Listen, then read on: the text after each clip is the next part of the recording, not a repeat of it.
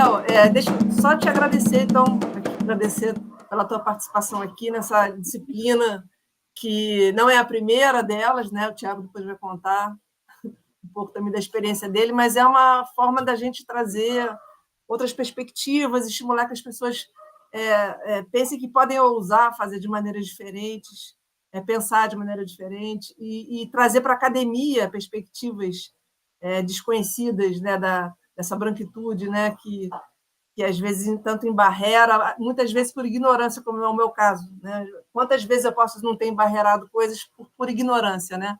Então, estamos aqui abrindo essa janela, né, que seja uma coisa... E por isso que eu estou fazendo questão de gravar, sabe? Para além da disciplina, para além das pessoas obterem um crédito, né? Eu acho que o que é importante é o que é discutido aqui, né? Então, enfim, fica à vontade e manda ver aí o que você vai ter. Obrigado, Lu. Gente, bom dia. Meu nome é Leonardo, mais conhecido como Léo. Leonardo quando querem brigar, Léo quando está tudo de boa. Eu sou uma pessoa muito carente, eu queria ver as pessoas, pelo menos que estão aqui, depois se quiser desligar a câmera, fica à vontade, mas vamos tentar abrir a câmera, gastar o 4G, os dados móveis, o Wi-Fi, para a gente poder se ver, já é distante, midiaticamente, a gente não se vê ainda e fica meio brabo, né? Então, sou bem carente e assumo isso mesmo. Tem pessoas aqui que eu já conheço, Vinícius, que foi meu colega de turma na licenciatura, depois foi me orientando. Olha só que coisa. Tiago Kobe também, os outros demais eu não conheço. O Lúcio também. E a gente vai se falando. E, Lu, obrigado pelo convite, por estar aqui com vocês hoje. É um prazer inenarrável, né? De alguma forma colaborar também para o programa e para a universidade pública, que eu acho que é sempre importante a gente seguir, né, pensando uma universidade pública, mas também mais aberta aos públicos, que de maior parte aos públicos que são a maior parte desse país chamado Brasil, ou seja, as pessoas negras, somos 57% e ainda poucos dentro da universidade pública, principalmente também dentro dos programas de pós-graduação, quando falamos de corpo discente e principalmente corpo docente. Então, dito isso, a Lu me convidou para poder falar aqui um pouquinho da pesquisa de doutorado. Eu fiz um prelúdio aqui enquanto a galera estava chegando, depois de ser julgado, que eu cheguei atrasado, brincando. Mas, ao mesmo tempo, também um vídeo, um vídeo que faz parte da tese, ele é um vídeo explicativo da tese, ele é composto com a tese, das entrevistas e dos diálogos que foram produzidos no decorrer desse trabalho.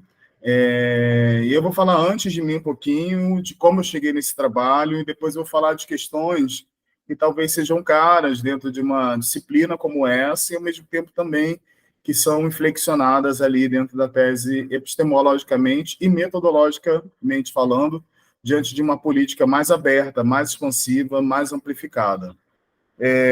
Eu sou do interior do Rio de Janeiro, da cidade de Macaé, e por muitos anos, né, morando no Rio de Janeiro também. Lá eu comecei meus estudos de música com a Maria Luísa Urquiza Lumberg, que hoje é professora na Unirio também, mais conhecida como Tia Lu, e comecei estudando piano, aos 7 anos de idade, ali no projeto social da igreja da minha avó.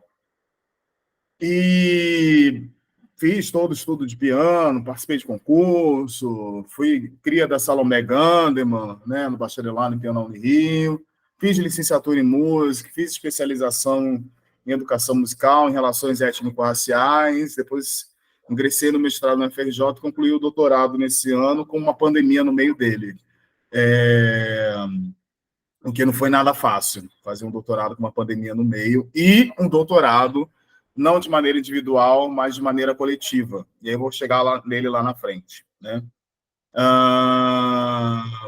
Sou apaixonado por Bach, Chopin e Rachmaninoff, fui apaixonado assim mesmo, mas também apaixonado por Poço do Rodo, Daisy Tigrona, Tati Quebra-Barraco também da mesma maneira, e não tem distinção e nem diferença para mim nenhuma das duas produções musicais, né? E que eu estou falando disso porque, de alguma forma, a minha perspectiva de pesquisa em música, né, no largo desse tempo, né, acho que quando a gente ingressa no campo de formação de professores, eu estou falando da licenciatura, a gente se torna professor, mas professor pesquisador. Aquele professor que não é pesquisador sofre e morre na praia. Então, nesse sentido de pesquisa, e ao mesmo tempo também de um alargamento de um pensamento afrodiaspórico, né, que a gente hoje tem constituído cada vez mais dentro do Brasil uma relação com outras diásporas e com o próprio continente nesse Atlântico Negro, né? E aí, gente, eu vou falar de algumas referências, anotem as referências. Se eu tivesse mais professores na minha graduação, na primeira graduação e na segunda, dizendo anotem, eu ficaria bem mais feliz, até no programa de pós-graduação também. Bom, e aí, quando eu falo de Atlântico Negro, estou falando de Beatriz Nascimento, que de alguma forma assenta esse pensamento diaspórico desse Atlântico Negro, nessa travessia da África para o Brasil e para outras diásporas também. E aí, adentrando, né, nessa ideia de um pensamento sonoro, de pensamento afrodiaspórico ou afrossônico, se assim a gente pode chamar, me vem também muito um lugar de que sempre na minha vida eu tive a música preta muito presente no meu cotidiano dentro da minha casa. Uma no quintal, né, da minha avó, Maria de Lourdes Diogo Moraes, que eu tenho muito prazer de dizer que eu sou forjado e criado no matriarcado de mulheres pretas, filho de mulher preta, irmão de mulher preta, neto de mulher preta, por parte de pai, parte de mãe, sobrinho de um monte de mulher preta também. Então, assim, o que faz muito bem. Eu acho que tira um pouco da carnificina do machismo tóxico que a gente tem no Brasil e no mundo hoje, né? Então, Dona Ivone Lara... Dona Ivone Lara era muito forte lá em casa. E vou lembrar, assim, de hoje vai passar muita coisa, gente, porque senão eu não fico aqui na minha história de vida há muito tempo. Mas, assim, eu estou botando Dona Ivone Lara, talvez, porque foi a mais marcante nesse quintal, na minha vida, né? Ao mesmo tempo, também, os meus primos, DJ, mais conhecido como DJ Pornô, meu primeiro Aldo Correia, e meu primo Nino, né, Pringles, que foram das equipes de som, né, dos anos 2000 ali, da Cashbox, da Furacão 2000. Então, eu tive muita presença também do funk, muito viva na minha adolescência, na minha juventude. E quando eu falo até de adolescência, talvez mais forte, com essas equipes de som, porque eles viviam por exemplo, Dima Bora era muito presente da casa da minha avó com os meus primos. Ao mesmo tempo também, depois com minha irmã mais velha, né, comecei a frequentar as matinês dos bailes funks, depois os bailes funks também. Então, sempre tive essa música negra que não era dita como música negra, que não era dita como música, que não era dita como cultura, muito presente na minha vida, até começar no piano, que é um largo de tempo que se retira esse bloco de produção musical negra da minha vida. Mas, ao mesmo tempo, também num exercício muito de reconfiguração e de inflexão e de reconsideração de determinadas perspectivas e até pensamento, quando a gente começa a largar a ideia de música, sai ali do Quarteto Fantástico, quando a gente faz a licenciatura, né? Quando eu falo Quarteto Fantástico, Suzuki, Orff, Kodály e Dalcroze, tem nada a ver com a gente, nada a ver com a nossa ideia de brasilidade, ele se ensina essas pragas aqui nas universidades públicas do Brasil. Eu acho isso uma coisa assim, um atraso. A gente ainda está no século XVIII, XIX.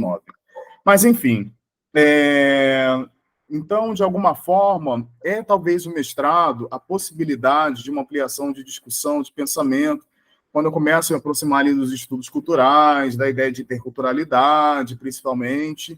E a gente tem um marcador no Brasil, talvez de 2000 vou colocar de 2003 para cá, quando os coletivos, grupos e organizações que compõem o movimento negro no Brasil escolhem um campo da educação como lugar emancipatório, libertário e transgressor. E aí eu falo de uma legislação, da Lei 10.639, que torna obrigatório o ensino de África, da cultura, né, obrigatório nas escolas de escolas públicas, nas instituições de ensino públicas e privadas.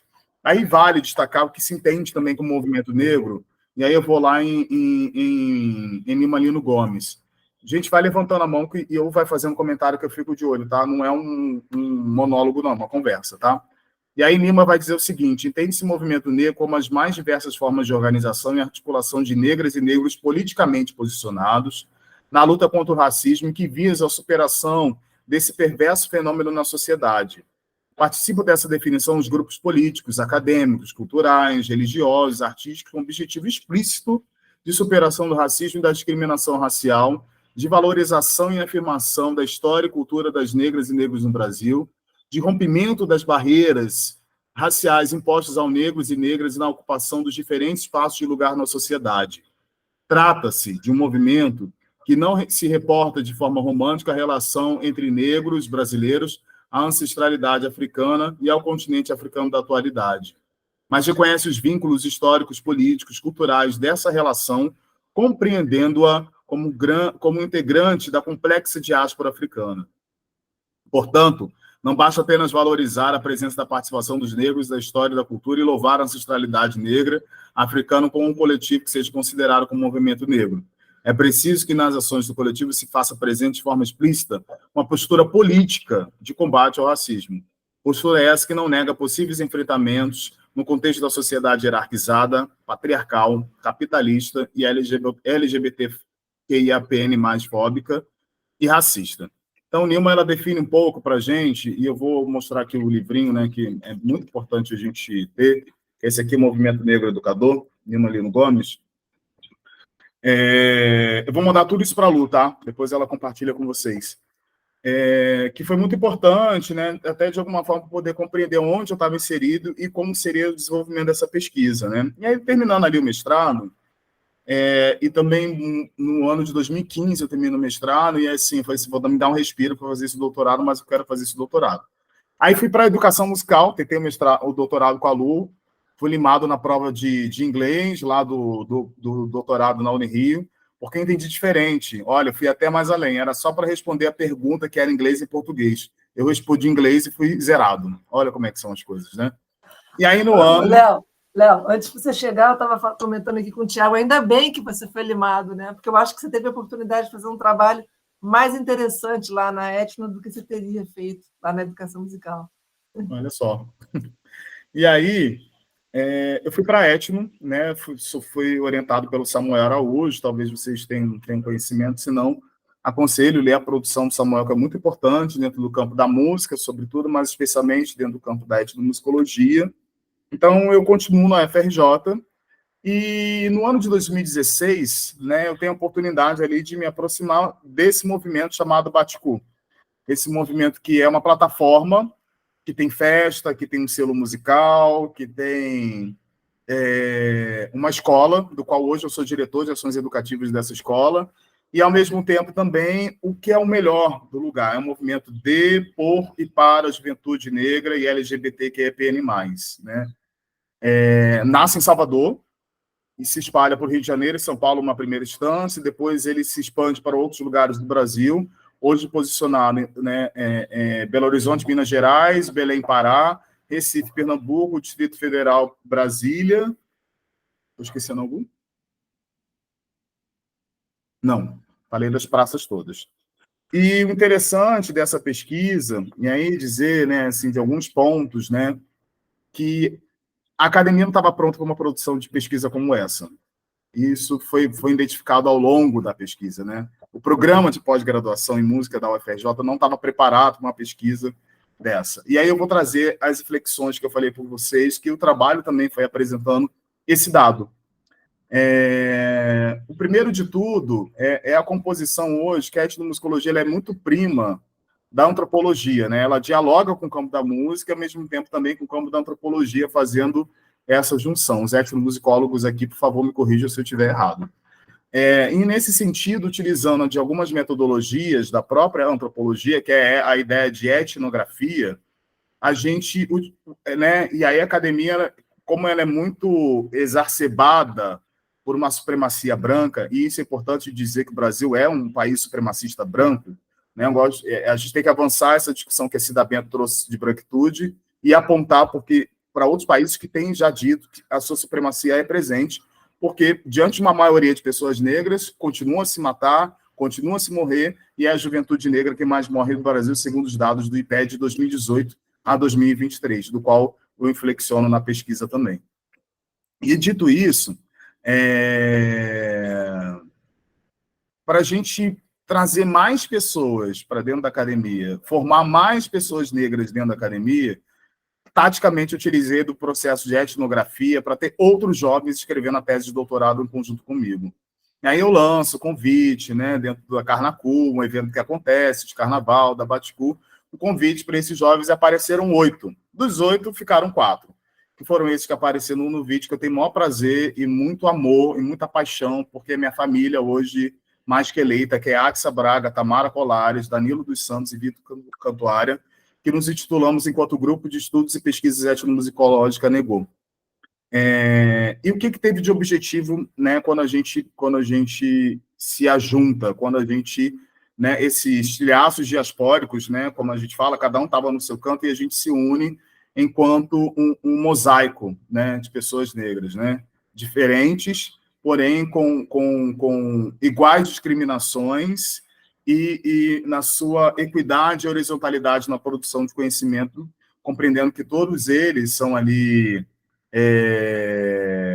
graduandos, né, quando começaram a pesquisa, hoje, alguns já no mestrado e outros de especialização, mas Axa da Letras, Tamara da Pedagogia, Vitor da Dança e Danilo da História, e eu da Música. E o que é mais legal, o campo da etnomusicologia também como se constitui, quando a gente lê, né, principalmente aquele livro Etnomusicologia no Brasil, e até um texto que o Samuel faz o prefácio, onde ele vai dizer que a etnomusicologia também se utiliza de muitas outras áreas também para se constituir, o que é muito legal. Então, o trabalho também obedece esse objetivo da própria área, do próprio campo, né? Eu vou lendo Pode falando, gente, que depois eu leio tudo com calma, tá? Senão eu perco a linha de pensamento aqui, e aí eu... Isso, não quero perguntar para não perder. Não quero... Pode escrever aí, de boa. Tá, vai lá. E aí, nesse sentido, muito também, né, compreendendo como o campo e as possibilidades que o campo tem politicamente, para pensar epistemologias, as próprias metodologias, a gente se utiliza, né, do lugar da etnografia, amplia para uma negrografia das práticas musicais da Baticu. Ou seja, pessoas negras, com inflexões negras de sua vida, produzindo-se um pensamento negro de uma afrossonoridade. Então, muito redondo, né? E aí o interessante, né? Como eu era aluno do doutorado, eu era obrigado a fazer disciplinas obrigatórias. Eu tive seminários avançados em etnomusicologia 1 e 2. Eu não tive um autor negro nos seminários. Um. Em 6 anos de doutorado. Nenhum. Ou se isso está errado, ou se a gente vive uma supremacia branca, eu tento deixar para a gente conversar e discutir, né? Mas para mim, eu vejo 2 vetores que a gente aponta lá na tese em diálogo com o professor José Jorge Carvalho, quando ele vai discutir, anota esse nome, professor José Jorge Carvalho, quando ele vai lá em 2006, no seu texto, discutir o confinamento racial nas universidades públicas, ele fala um pouco da esclerose de quem está lá nesses programas e, ao mesmo tempo, a responsabilidade cognitiva dessas pessoas. Ele dá uma chapuletada, assim, bem boa, né? Porque, assim, quando eu falo de 2003 para cá, há uma vasta produção de conhecimento de 2003 para cá. Quando a gente chega em 2013, se vê a necessidade de uma tradução, por exemplo, de pensadores de outras diásporas do mundo, por exemplo, como Bell Hooks, Patrícia Hill Collins, Du Bois, entre outros autores, com uma dinâmica da gente se conectar com esse pensamento decolonial brasileiro, que eu falo que tem um monte de gente aí decolonial, né? Catherine Walsh, Walter Minolo, com Henrique Dussel, que são super importantes, mas o pensamento decolonial americano-latino, que não insere o Brasil, e o lugar da América Latina que mais recebeu pessoas sequestradas, escravizadas, esse pensamento decolonial, alguma coisa incolonial ele tem, né? Então, assim, e também uma crítica, né, que o professor José Jorge Carvalho vai fazer esse grupo, principalmente modernidade e colonialidade, todos eles estudaram nas universidades coloniais do hemisfério norte, com as epistemologias, abrindo o campo das fronteiras da produção de pensamento daquilo que se desenvolvia aqui na região sudaca, né? Para avançar, a gente, então, foca a nossa pesquisa nessa negrografia das práticas musicais que aconteciam na festa, observando o trabalho, né, que era desenvolvido por esses DJs, né, do qual, de alguma forma, são DJs, temos ali DJs residentes, que são 2 ou 3 de cada uma dessas regiões que eu falei do Brasil, e mais DJs convidados, que tem pesquisa sobre afrobeat, funk carioca, sobre R&B e todas essas práticas musicais negras, né, muito, muito rabiscadas no chão da pista, né? E o que é muito legal, principalmente, que nessa relação entre produção musical negra, entre o DJ, que é esse grande... não queria colocar no mesmo lugar, porque eu acho que mais conversa, esse grande regente da pista, e a pista como essa grande, talvez, orquestra, né, muito desobediente, porque a pista também diz para o DJ que ele vai tocar ou não, diante da sua corporeidade, foi nesse lugar que, de alguma forma, a gente foi fazer ali nessa negrografia das práticas musicais. E aí, quando eu falei lá anteriormente que o programa não estava preparado, e aí eu queria voltar a Nilma. Nilma Lino Gomes é um super nome para a gente poder discutir, e tem um texto da Nilma chamado Intelectuais Negros e a Produção de Conhecimento, algumas reflexões sobre a realidade brasileira. E a Nilma vai dizer uma questão bem importante que eu queria parar para ler aqui, né? Os desafios do grupo de intelectuais está na abertura do olhar da ciência e dos grupos que ocupam os espaços de poder e decisão no campo da pesquisa científica, para que enxergue a realidade social para além de um composto socioeconômico e compreendam o peso da cultura, das dimensões simbólicas, da discriminação, do preconceito, da desigualdade racial, de gênero e orientação sexual na vida dos sujeitos sociais. Tal desafio está também no entendimento de que não há como hierarquizar as desigualdades, ou seja, toda forma de desigualdade precisa ser superada. E esse grupo de intelectuais desafia a ciência a entender as implicações das dimensões socioeconômicas, culturais, políticas e não hierarquizá-las, né? E aí o que a Lima está chamando a atenção da gente aqui, né, e o que, de alguma forma, nos auxiliou, né, na produção de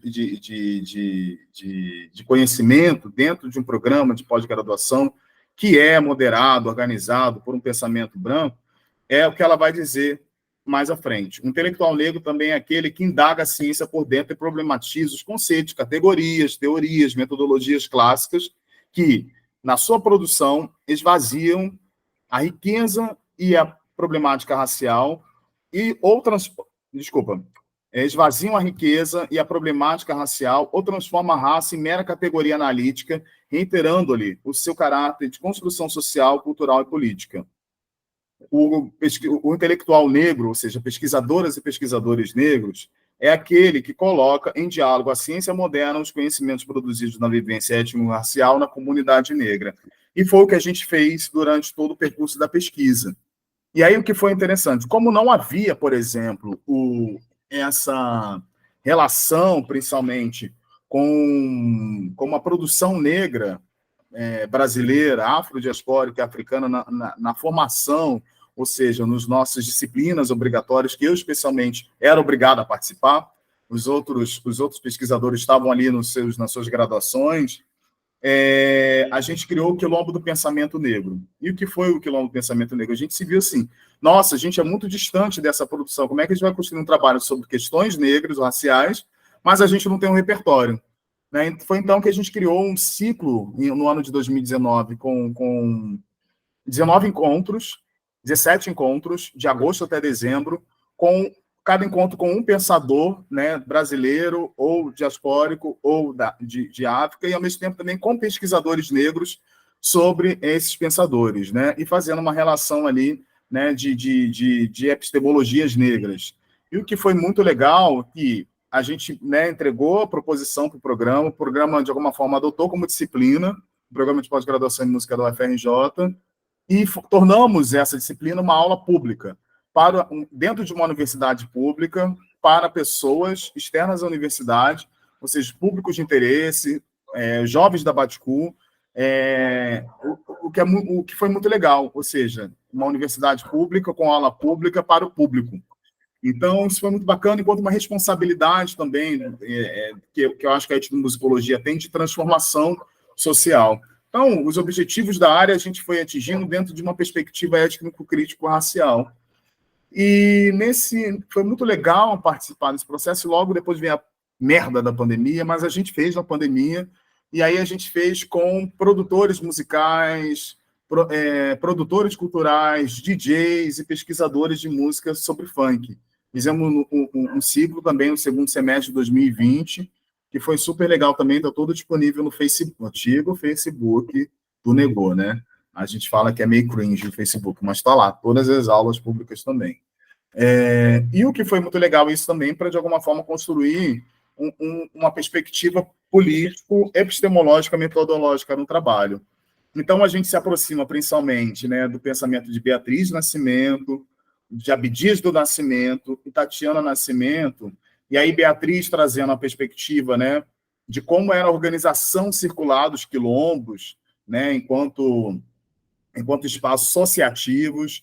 A gente traz o pensamento do Abdias Nascimento, que tem a ideia de quilombismo enquanto enfrentamento das perspectivas e agruras sociais, e a Tatiana Nascimento, que inflexiona a ideia de quilombismo, e ela vai para um lugar de queerlombismo, C-U-I-R, queer, fugindo até da ideia norte-americanizada de queer, mas fazendo uma relação com a dimensão dissidente sexual, pensando no quilombo enquanto perspectiva mais ampliada e mais dissidente, sobretudo.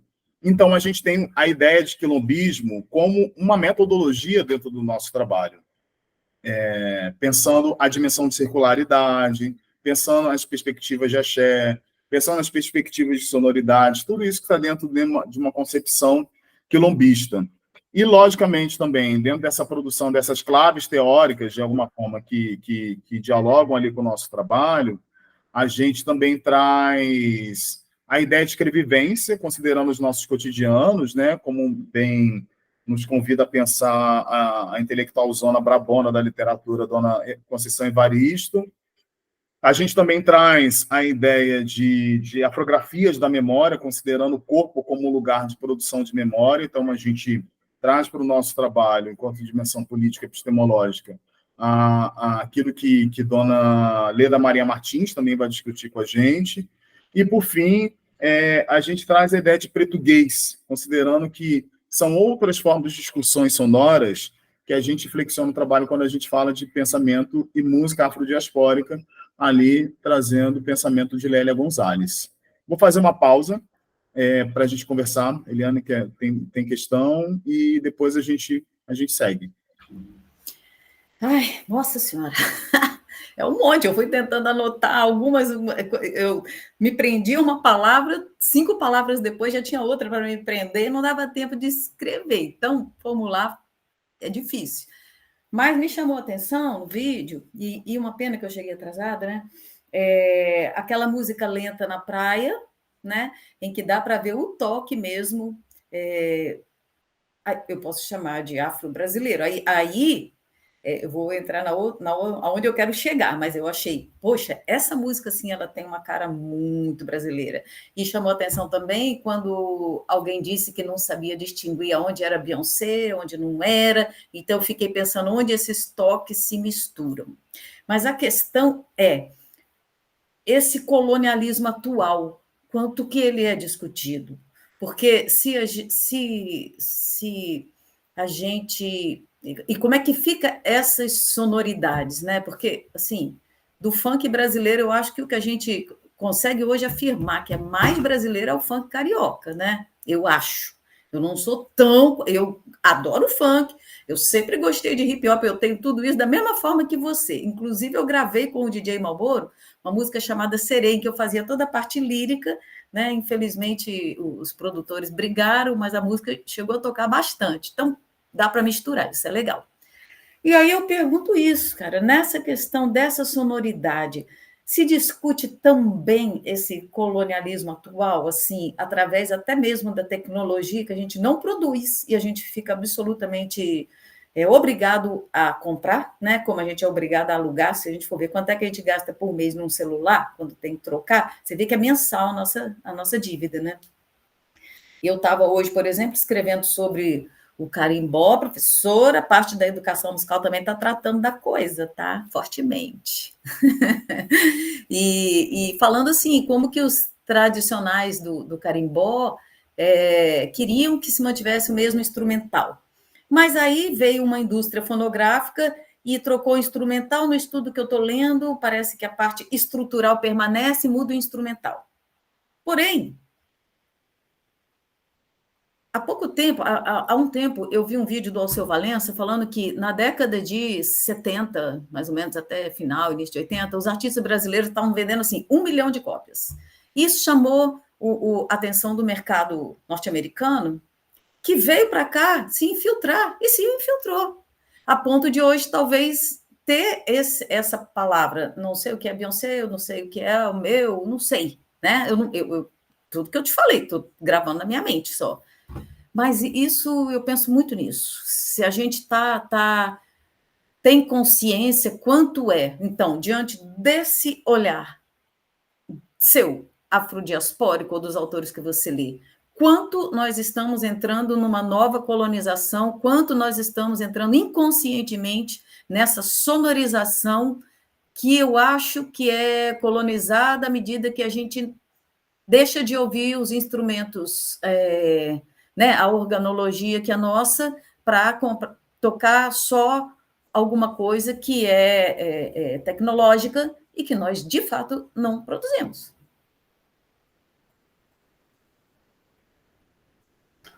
Ótima pergunta, Elaine. Eu vou tentar fazer sua resposta em 3 vetores.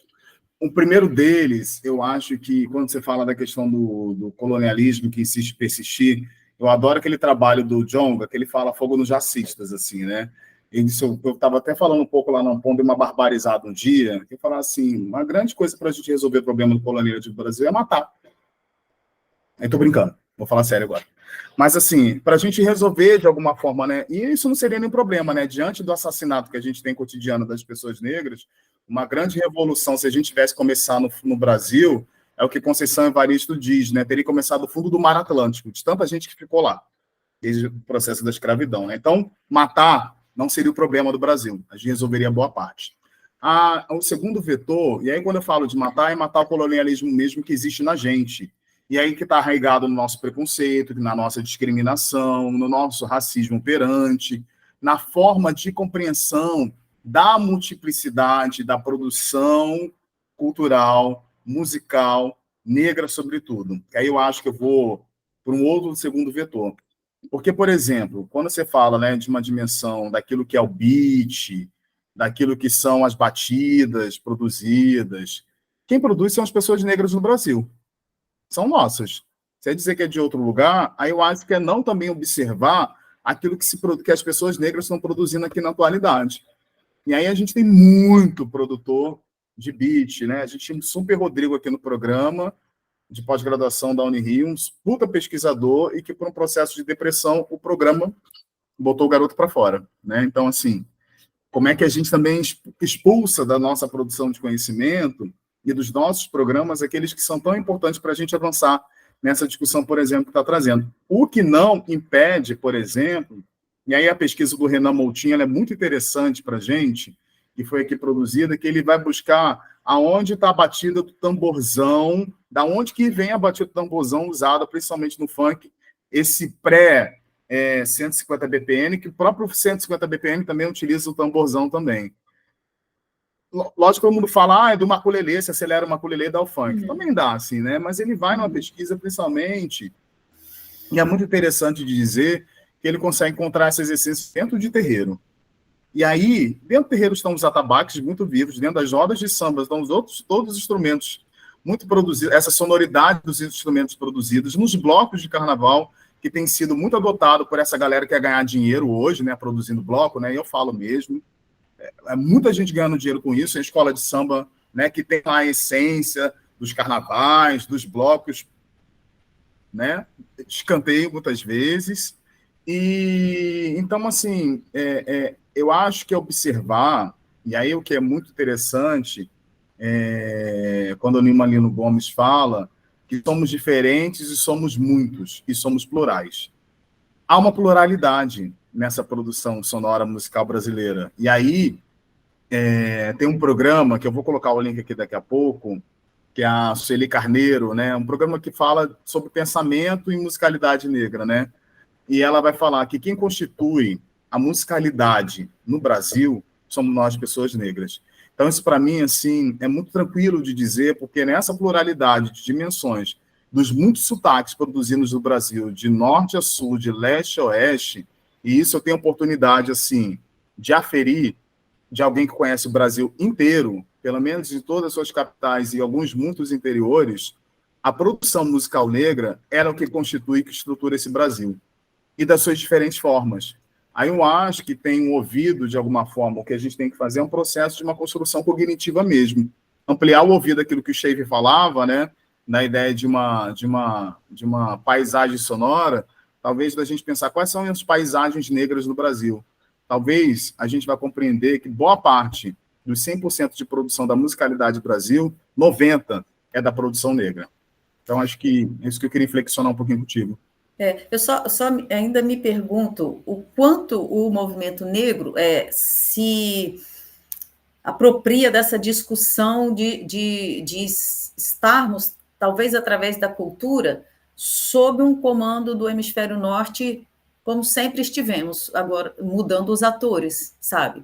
Porque é óbvio que é um movimento nas Américas, sempre esse movimento ele existe nas 3 Américas, mas a gente tem um partido democrata americano que é aparentemente mais invasor do que o republicano, e teve o Obama, né? Então, será que a gente se está presente mesmo essa questão do quanto esses atores serem trocados lá em cima, e nós continuarmos numa enorme escravidão? Por exemplo, ontem uma pessoa me dizia, não, todo mundo agora quer ser empreendedor, todo mundo quer ser dono de si. Ok, tá bom, é uma mudança de paradigma, entendo. Mas quando um jovem motociclista ele cai, o SUS tem que dar conta. Então, como é que a gente vai, então, analisar o tamanho do Estado, né? Então, essa questão da gente como Estado também, entende? Quanto ela está incluída. E é isso, assim, eu não consigo deixar de pensar nisso. Não consigo deixar de pensar nisso. Isso é legal que você fala, assim, da problemática como um todo, que eu acho que está numa dimensão social, né? E principalmente no exercício, porque o colonialismo é muito astuto, e no Brasil ele se configura como racismo. O colonialismo e o racismo no Brasil é a mesma coisa, né? E aí o racismo é muito sofisticado no Brasil. Todo dia ele se sofistica, né? É muito interessante, né?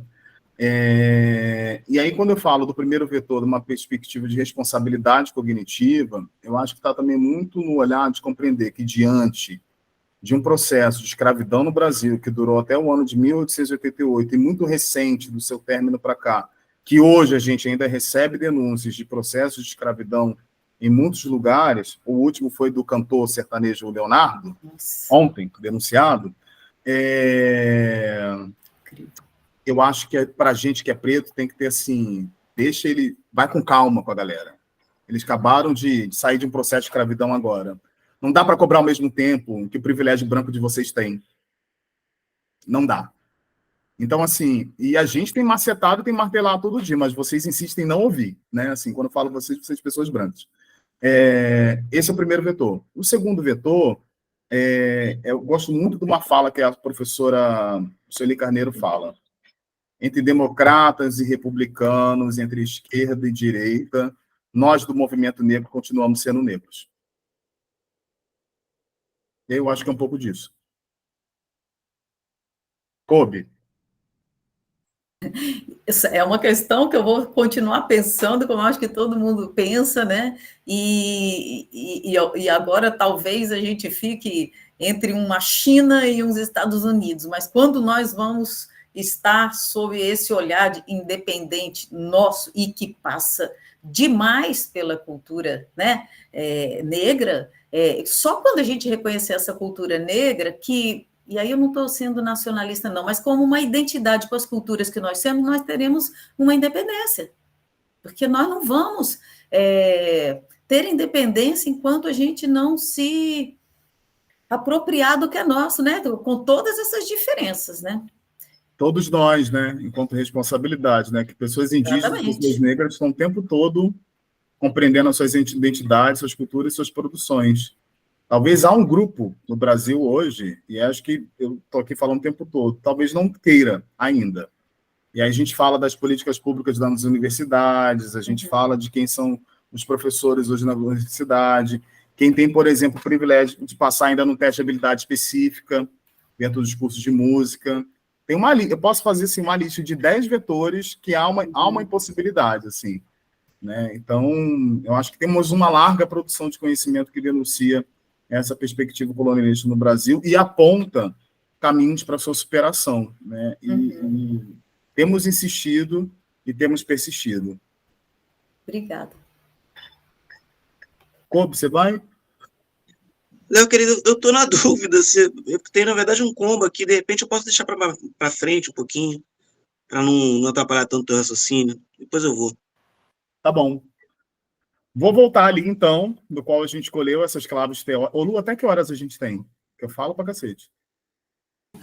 Olha, o nosso horário oficial é até meio-dia. A gente dificilmente vai até meio-dia, mas é o tempo que a gente tem. Tá bom, tá bom.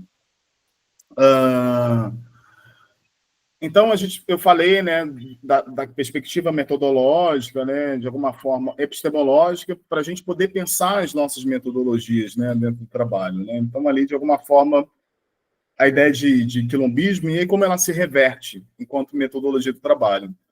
A gente te encontra toda terça-feira de estudo, para estudar, olhar para a pesquisa, pensar, ler junto, pensar a escrita coletiva, que foi um processo. Ninguém chegou, vamos escrever coletivamente.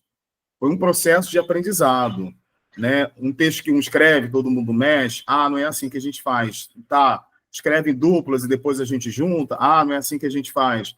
Escreve todo mundo junto mesmo, ao mesmo tempo, uma frase.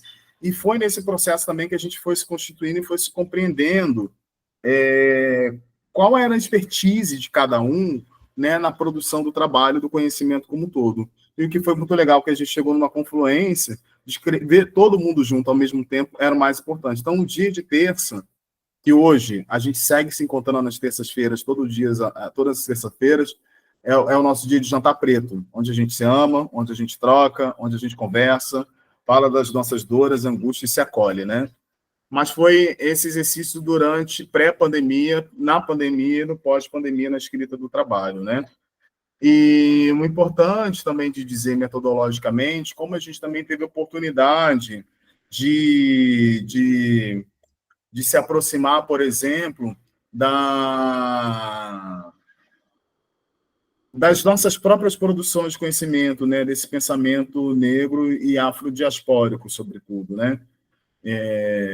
E que levou um tempo.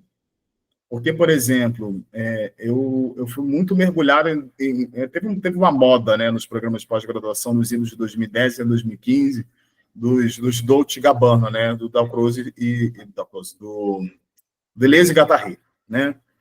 E aí se viu um monte de pesquisa, né, produzida com os dois importantes filósofos franceses, mas que depois eu falei, cara, não tinha nada a ver com a pesquisa, né? Assim, não tinha nada a ver também com a gente, né? Então, pensador, tanta gente legal, né, no Brasil para nos apoiar, mas a síndrome do cachorro impostor está sempre aí presente, né? Mas a gente aprende, a gente tem tempo e tem a possibilidade também de reverter esses sentidos. Que também foi uma inflexão metodológica dentro do trabalho, né? De abrir campo para poder pensar outras abordagens e outras questões. Para olhar para essa produção musical negra brasileira que circulava ali dentro da festa, né, do qual esses muitos gêneros musicais ali circulavam, e com um olhar específico em uma das sessões da tese sobre o funk 150 BPM, aí produzido por essa comunidade negra e LGBTQIAPN+, também. O interessante, né, de dizer, né, e aí eu vou ler também um trechinho de uma parte que está no trabalho, foi quanto também nos deixamos afetar e ser afetados por essa produção, né? E afetar no sentido muito de afeto mesmo, de acolhimento, né? E de cuidado. A Winnie Bueno, uma importante pensadora, filósofa da atualidade, ela vai dizer o seguinte, que os processos de validação do conhecimento no âmbito da acadêmico brasileiro, histórico e sistematicamente, suprimiram os saberes dos grupos subalternizados, comunidades negras, povos tradicionais, população indígena e LGBTQIA+, tiveram seus conhecimentos silenciados, apropriados, alterados em diversas formas, com o intuito de estabelecer a dinâmica no qual apenas aquilo é considerado enquanto verdade pelas elites sociais e qualificado enquanto teoria. Essa lógica não está inscrita apenas na experiência brasileira, e se constitui enquanto uma forma de manutenção de privilégios que consolida epistemologias exclusivas em que aquelas que detêm o poder interpretam não apenas suas próprias experiências, mas como também daqueles que consideram quanto os outros. E aí, nesse outros, é importante também dizer que a gente trata com o próprio campo. E aí, quando trata, a gente trata com o prefixo etno. E eu vou dizer que boa culpa do colonialismo que a gente tem hoje no campo da música é da musicologia. A gente tem que dizer isso. Quem construiu uma história da música no Brasil e quem tem construído e discutido são musicólogas e musicólogos. E aí, a dinâmica colonialista está nessa produção de conhecimento, como em outras também. Mas é da musicologia que, muitas vezes, as teorias, né, os conceitos no campo da música são produzidos.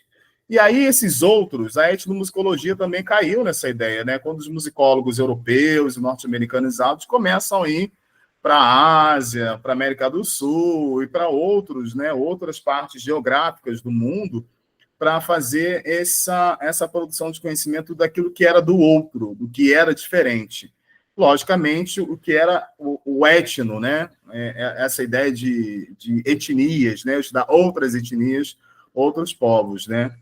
E que, então, junto com os musicólogos africanos, principalmente Mugovani, né, e Mapaia, a gente vai fazer uma discussão muito nesse lugar, né, de como a gente, enquanto pessoa negra, não somos os outros, principalmente quando nós somos protagonistas das nossas próprias produções e não mais objetos de pesquisas daqueles que nos consideram outros.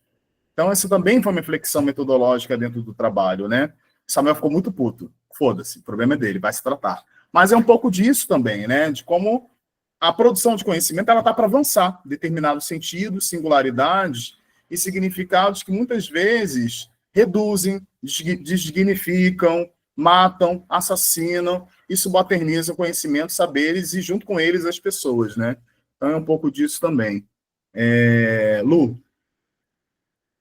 Você pode falar que eu deixei 2 perguntas ali no chat, para você responder a hora que você quiser, e vou fechar minha câmera rapidinho, mas eu estou te ouvindo, tá? Tá proibido, estou brincando, sacanagem. Vou fazer um gancho e vou responder as 2 questões, tá? E aí, o que é legal também, assim, de trazer essa questão, né, para o trabalho e nos alinharmos também a outras pesquisadores e outras pesquisadoras do mundo, é de como a gente deixa de ser objeto de estudo coletivamente, como a gente se torna protagonista das nossas produções, né? E a gente dá uma enxotada na galera da musicologia, junto também até da etnomusicologia careta também, que, vou dizer, dentro da nossa área tem muita caretagem. É uma área de estudos, né, de pesquisa até avançada em relação às outras áreas dentro do campo da música, mas tem essa caretice. Tem essa caretice porque ela está sentada dentro do pensamento supremacista branco, muitas vezes. Né? Então, por isso que é legal da gente dizer. Aí a Lu faz duas perguntas interessantes, né? Eu vou começar com a segunda, depois eu vou para a primeira. Ela pergunta assim, com curiosidade, como a banca reagiu ao seu trabalho? Alguma perspectiva de abertura da cabeça mesmo, desses que já ocupam um lugar na academia? A gente, aqui no programa de pós-graduação da Unirio, como da FRJ, tem qualificação, monografia 1, monografia 2. A Unirio tem outro nome, né? Ensaio. Mas é uma grande palhaçada, que eu também acho assim, é pesquisa, ninguém tem que ficar tutoriando a pesquisa da pessoa, assim, o que você está fazendo, de que forma, eu acho isso horroroso, mas se tem, a gente faz. E a gente teve a felicidade, de alguma forma, né, de na primeira qualificação, a gente teve ali o Jonas Lanza, que é da UFRJ, e Eurides. Eurides é uma pessoa muito importante hoje dentro do campo da música, principalmente para pessoas negras. Eurides é que funda o coletivo de pesquisadores e negras chamado e titulado Wana Music, que combate os racismos no campo da música, né? Que foi participei desse coletivo, a gente soltou uma nota no ano de 2021, E está disponível hoje no site das associações, né? A BEM, a BET, Ampom, Fladem, todas as associações de música que a gente tem no Brasil, grande parte delas, né? E foi muito interessante. Vou contar das 3 qualificações, que isso é legal, né? Como causa, estudo de causa. Eurídice fez uma arguição assim, completamente minuciosa do trabalho, muito emocionada, e muito emocionada não de maneira pitoresca, mas de maneira de um lugar de que ela pôde observar que o trabalho dela desenvolvido, né, com as sambadeiras, né, na Paraíba, discutindo uma dimensão racial, discutindo a questão das mulheres, possibilitou que outros pesquisadores na contemporaneidade pudessem avançar com outros debates. Quando a gente fala de ancestralidade, é muito desse lugar de pensar uma continuidade. Como é que a gente dá conta dessa continuidade? Nós somos responsáveis por ela continuidade, né? E aí a Eurídice muito dialogando ali com os nossos pensadores, né? Muito por dentro de tudo. E não de maneira ruim, mas assim, o Jonas, aí ele uma hora ele pergunta assim, mas cadê a Angela Davis? Mas cadê Tem um outro autor que ele pergunta, é um autor australiano, assim, os autores internacionais, os que realmente detêm o saber étnico-crítico-racial, né? Aí foi muito legal que nem a gente precisou reagir, a própria Eurídice reagiu. Então foi ótimo, porque também você cria uma responsabilidade dentro de uma dinâmica dentro desse processo, né? Na segunda qualificação, na monografia 1, a gente teve a Janaína Damasceno, porque a gente tem um capítulo com muita fotografia, e a gente entende a fotografia como texto, e junto com a Janaína, quem foi mesmo, gente? Nossa, fugiu totalmente a memória agora.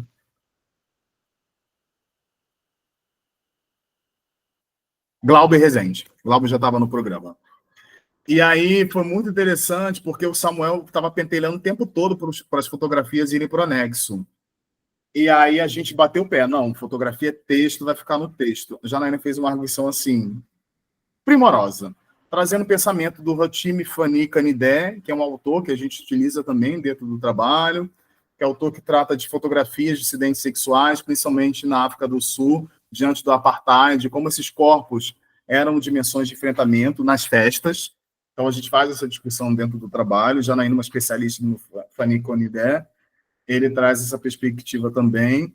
E aí foi legal, porque a gente conseguiu trazer isso para o trabalho também, né? Ou seja, quando o Lima Lino Gomes fala que a gente entra dentro da universidade, junto com ela, os nossos pensamentos, epistemologias e ideias de mundo, a gente altera o pensamento lá também produzido, né?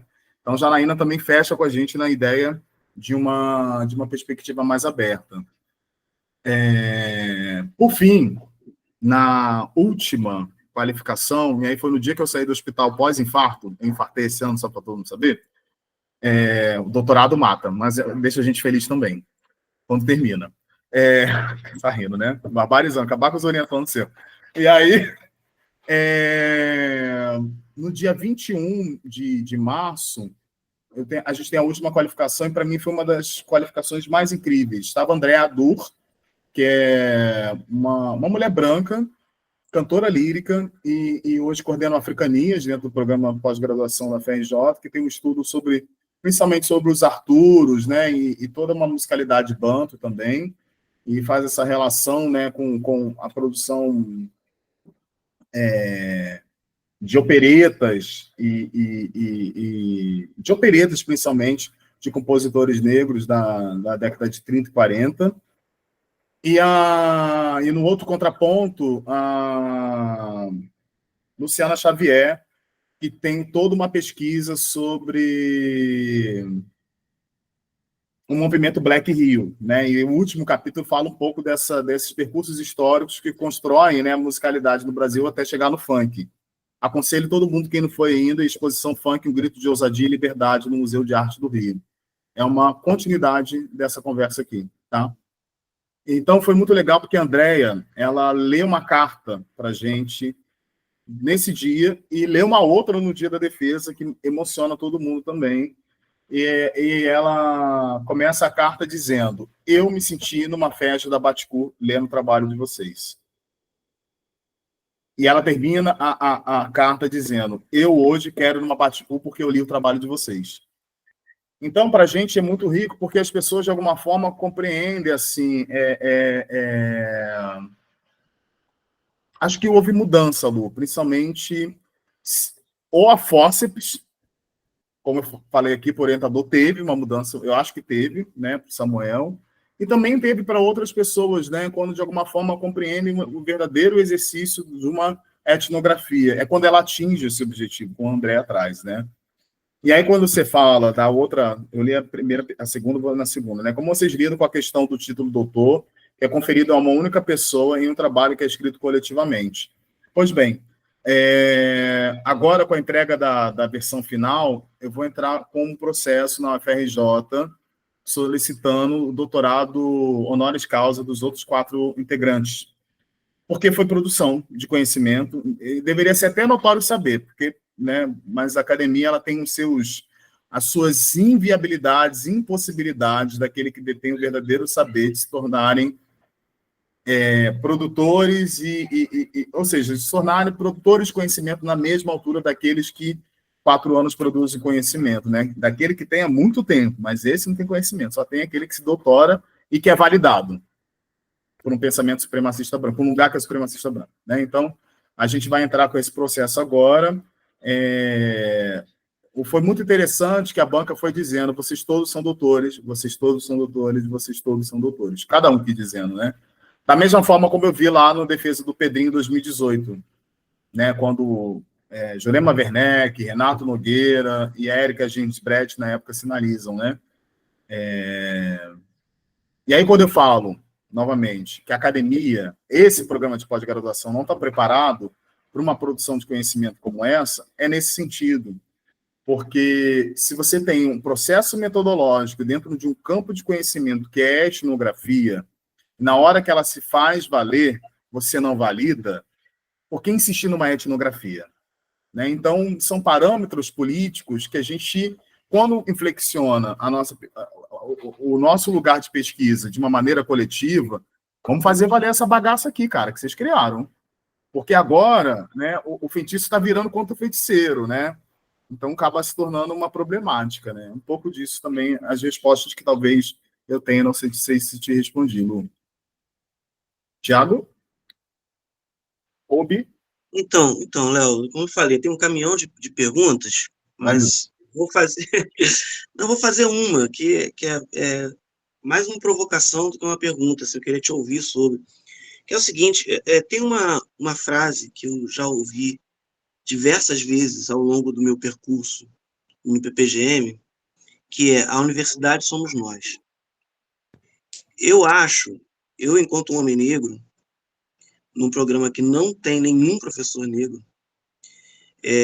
enquanto homem negro, num programa onde a gente tem nossos autores questionados enquanto autores válidos, tem nossos autores chamados de literatura da moda, de simplesmente como se fosse militância política e não uma produção científica. Quer dizer, a gente tem que se defender, tem que defender nossos autores, tem que dominar o cânone, tem que ser 3 vezes melhor, adoece no processo.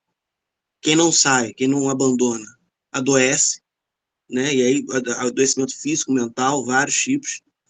E aí a gente tem que ouvir: a universidade somos nós todos temos a tarefa de mudar essa universidade, porque somos nós. E aí, assim, uma balela, né? Num lugar de produção onde, como você bem disse, né? Estamos no lugar do etno, estamos no lugar do outro, que é estudado. E aí a gente tem que cortar um dobrado danado para poder falar por si, né? O subalterno falar, né? Pode o subalterno falar? O que acontece quando o subalterno fala? A primeira coisa é que tentam calar ele. Depois tentam desvalidar o que ele está falando. Então, assim, como é que é isso, Léo? A universidade somos nós? Eu adoro falar isso, gente. Como eu estou em aula de pessoas adultas, vou dizer assim, com todas as palavras: a universidade é nós o caralho, né, gente? Porque, assim, é uma balela, é uma mentira, é uma falácia, né? Mas eu acho que a gente está mudando, Kobe. E eu estou para cobrar aquela nota que saiu da Unirio, que até hoje não se resolveu nada. Assim, Tá vindo no textinho aí, tá no forninho, vai sair já já. E é interessante, né, quando você traz essa questão, e eu volto lá naquele texto do José Jorge Carvalho, de 2006, que parece que é muito atual, que há dois lugares. Ele fala de uma esclerose e eu vou falar que há um medo. Há um medo de uma transformação conceitual, há um medo de uma transformação epistemológica, há um medo de uma transformação metodológica e há um medo das pessoas negras indígenas entrarem na universidade. Há um medo. Há um medo, porque a universidade no Brasil é lugar de poder, principalmente aqui no Sudeste. E quando você vai para algumas universidades do Nordeste, eu vou te dizer que você já vê um corpo docente e discente totalmente diferente do que a gente vê aqui no Sudeste. O Sudeste é um negócio muito tóxico, né, assim, e é muito triste, né, a gente observar hoje os dois grandes programas de pós-graduação em música, da Unirio e da UFRJ, né, diferente do mestrado profissional, é um corpo que a gente não se vê nesse lugar. E realmente é cansativo, realmente é doloroso, realmente é infartável. De alguma forma, a gente está num lugar do qual a gente não se vê. Mas aí, em paralelo, eu acho... Oi? Gabriel, o teu mic está aberto, não sei se você quer falar.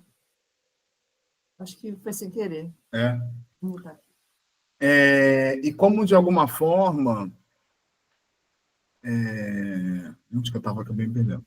Nos dois programas de pós-graduação, mas aí eu acho que quando a gente está lá, a gente trata, de alguma forma, de tretar, né? E essas tretas, muitas vezes, elas são doídas, né? Mas igual eu falava da receita de bolo, né, no campo da educação musical, que eu odiava da receita de bolo. Hoje eu quero distribuir receita de bolo, entendeu? Assim, quando falo de, me dá uma aula, ou dou 7 aulas para você, entendeu? Tudo de coisa de preto. Porque é importante, quando a gente está lá, as coisas começam a mudar. E se não for a gente mudar, vão mudar por nós. Então, é melhor sermos nós por nós do que nós por eles. Então, nesse sentido, o que eu sempre digo, quando a gente está em coletivo, quando a gente está na multiplicidade, quando a gente está na pluralidade, a gente tem muito mais possibilidade de sanidade. E volta até na metodologia do nosso trabalho. Por que a gente utiliza o quilombismo? Porque o quilombismo só funciona se for no coletivo. Na individualidade ele não funciona, né? Então, acho que é um pouco desse lugar que, às vezes, eu tento trazer, né, para pensamento acadêmico, né? Quando eu falo do mestrado profissional, diferente do FRJ, o FRJ tem ninguém, nem no profissional, nem no estrito sensu, né? Nos dois programas, né? Não tem ninguém negro dando aula. Não, tem o Glauber. Hoje o Glauber está no de educação musical, né, na linha de educação musical na FRJ, está no profissional, também da Unirio, e eu fui convidado a entrar também agora no profissional da Unirio, então as coisas vão mudando. A duras penas, de maneira muito lenta, mas as coisas estão mudando. Trabalho voluntário, né, Léo? Total, trabalho escravo persiste, né? Nem voluntário, né? Continua aí, Kobe, manda as outras. Tá, vou seguir aqui. Só um detalhe, assim, né, que eu acho que é importante frisar também nessa dificuldade que a gente tem, né, das duras penas, e uma coisa que eu penso muito é a fragilidade gigante das alianças, né? Quer dizer, tem um monte de gente se dizendo aliado, né, da branquitude, assim, não, somos aliados, somos antirracistas. Só que essa aliança é de cristal. Se você der um peteleco mais forte, ela se quebra. Então, assim, essa aliança, muitas vezes, ela tutela, ela quer dizer como que nós somos aliados, vamos trabalhar juntos, mas ela quer dizer como você deve se portar, o que você pode falar, o que você não pode, porque se você passar dessa linha, quebrou. E aí, assim, é crise total, crise na Gávea, né? É grito, tiro, porrada e bomba, e a gente já viu essas coisas acontecendo, né? Assim, a branquitude, assim, é isso, essa taça de cristal que você não pode. Então, assim, só esse detalhe, assim, que eu acho que faz parte desse adoecimento coletivo que a gente tem.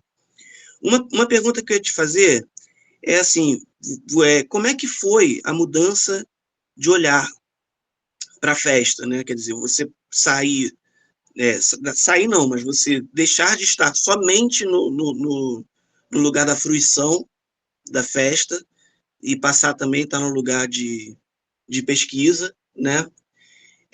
Queria te ouvir mais sobre as dificuldades de estar nesse lugar da contra-hegemonia, né? Desse lugar que não é o do canônico, e aí volta aquela questão, né, da fragilidade dos pactos, né? De, não, vamos lá, sua pesquisa é super interessante, mas em algum momento tenta se tutelar essa pesquisa, né? Eu acho que por enquanto é isso. Tá, a primeira pergunta foi maravilhosa, porque foi a FEST que, de alguma forma, despertou o projeto de pesquisa, né? Então, como é que rola essa música, interatividade, tem DJ, pista, quem produz, como é que é essa música, né? Tem uma parte do trabalho que a gente vai dizer que a gente faz uma negografia rebolada, alcoolizada e embrasada. Não tinha como não deixar de ser, né? E o que é legal, né, que a gente tinha sempre um compromisso individual, né? Quando a gente chega, a festa geralmente acontece sexta ou sábado, né? Então a gente chegava depois da cura da ressaca, no sábado, né, da festa, quando terminava ali às 6 horas da manhã, para casa, era acordar no outro dia, e a gente começou enviando áudio do que ficou para cada um na festa, no nosso grupo de WhatsApp, e desse áudio a gente produzia a nossa negrografia da festa, né, de maneira individual, e o que a gente conseguisse conectar coletivamente. E foi tão interessante que depois, né, a gente já utilizava a inteligência artificial, olha só como é que são as coisas, né? E aí depois foi interessante da gente poder observar nesse processo, nas festas, né, que a gente fazia, foi que se nos vimos a necessidade de escrever mesmo, né? Cada um escrever, né? Aí vinham textões, né? Assim, era muita catarse, né? Pós-festa, principalmente, né? E aí observando os detalhes. Então a gente tinha 4 vetores para observar. Uma, quem eram os DJs e os repertórios ali tocados. Um segundo vetor, qual era as relações entre público e DJ, como funcionava, quando a pista ficava mais quente, quando a pista ficava mais fria, quando rolava mais música de azaração, quando rolava mais música de putaria, né? Nessa relação toda. Então a gente ia observando como acontecia essa relação entre música, pista e DJ. O terceiro vetor tratava da corporeidade, né? Como se relacionava as corporeidades das pessoas, desde a fila de entrada até o momento de saída. Era onde a gente também observava. E o último vetor era a relação do senso de comum unidade, de quilombismo ativado na festa a partir daquelas musicalidades. Então, tinham sempre esses vetores para a gente, de alguma forma, nessa participação observante, e não uma observação participante, que a gente participava para observar, né? E uma observação alcoolizada, rebolada e embrasada sobretudo, né? E tinham coisas assim que até áudio, por exemplo, a gente gravava durante a festa para não deixar perder, né? Por exemplo, né? E aí eu participei da banca né, como ouvinte, da banca do Denis Novaes, que foi incrível. E uma professora da antropologia, ela deu uma carteirada e todo mundo concordou com ela depois, né? A etnografia, nada mais, nada menos, é uma descrição etnográfica que trata de uma certa inventividade, é um processo criativo. Essa coisa do caderninho que olha, que é todo mundo igual, você parte de um pensamento subjetivo individual de cada um. É uma história contada por alguém, né? A gente cair num conto da fada, dizer que a pessoa rodou 3 vezes para trás, deu 3 pulinhos e fez isso, fez aquilo.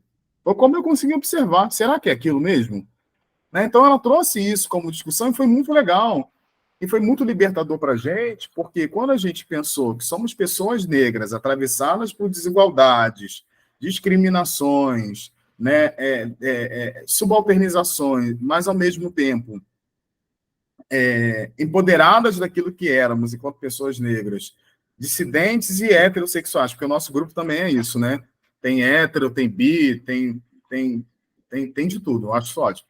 E, ao mesmo tempo, também, pesquisadores intelectuais negros, foi muito libertário também para a gente nesse sentido, de que a gente estava fazendo era uma negrografia das práticas musicais atenta a uma produção musical negra, que tem a sua diferença também, né? Então, enquanto sentido mesmo, né, de uma própria produção de conhecimento que tem a, a, a etnografia, ou seja, uma negrografia, enquanto ela falou uma palavra que eu estou tentando lembrar aqui, o tempo que eu não estou conseguindo.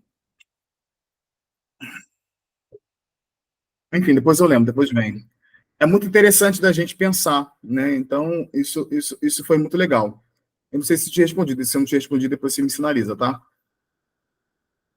A segunda questão que você coloca, né, dos cânones, dos acordos, foi o tempo todo fricção.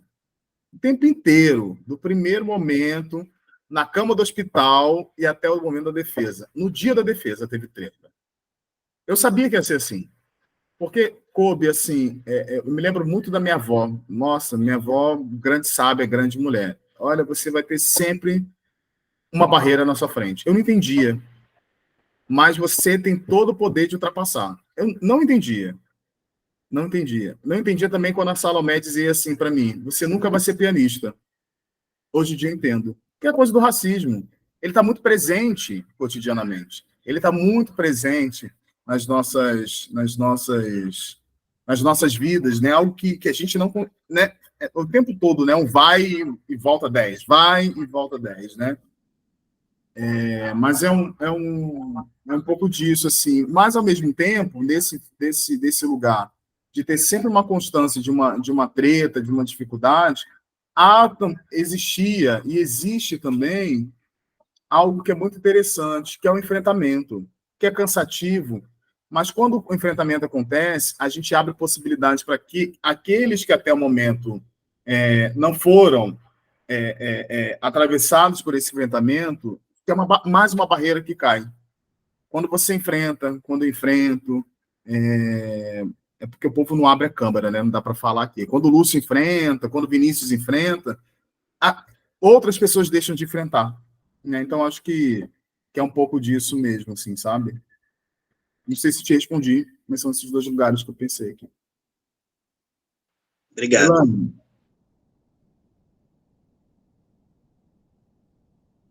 Elaine. Elaine? Então, você foi falando da questão da festa, e eu tenho o Zeca Pagodinho e o Moacir Luz, eles dão um lugar super importante para a palavra vadiagem, Eu amo.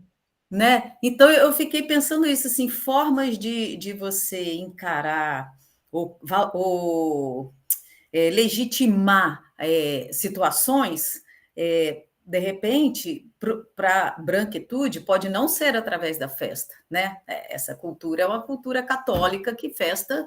Eu cantava na igreja e fui embora o dia que uma irmã de caridade falou assim: ah, isso aqui não é lugar para alegria, não, isso aqui é lugar de sacrifício. Eu falei, então bye bye, querida, não vou, né? Então, e aí, quando ele fala um lugar para vela, para o santo, o outra vela para a vadiagem, eu falei, nossa, isso deve ter tanto significado, esse valor da festa, que eu não sei falar sobre isso, sabe? Mas é uma coisa que fica pairando na minha cabeça. Aí você falou tanto sobre isso, eu queria saber se você tem a respeito. Legal. Gabriel, vou aqui na Elaine e a gente já conversa. A festa é o nosso lugar principal, porque é o lugar majoritário dentro da Baticu, onde acontece tudo, né? Quem dá assistir o vídeo, depois se você assistiu, tá o link, tá com o Lulu, vai compartilhar com vocês. O Maurício, que é um jovem que fundou a Baticu, ele fala que a festa é o Big Bang dos pretos, é onde tudo acontece, né? E a gente foi muito atrás desse lugar que ele fala do Big Bang, porque que é Big Bang, né? E quando os dados produzidos, né, eles apresentam para a gente que é lugar de encontro, de celebração. Me dá só um minutinho, que eu vou pegar o caderno etnográfico. Calma aí, já volto. Pausa para o banheiro.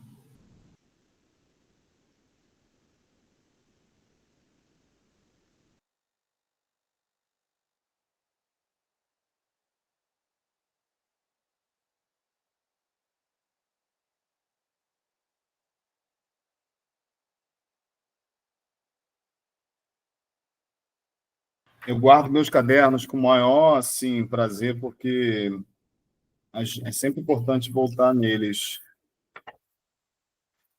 Só um minutinho, que eu vou achar aqui o lugar onde está essa questão que você pergunta.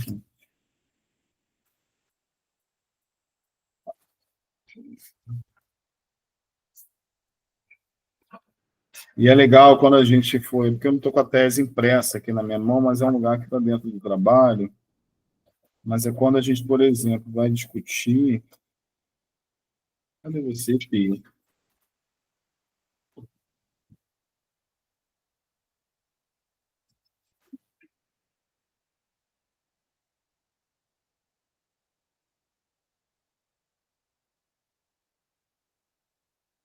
Bom, enfim, vai vir na cabeça, né?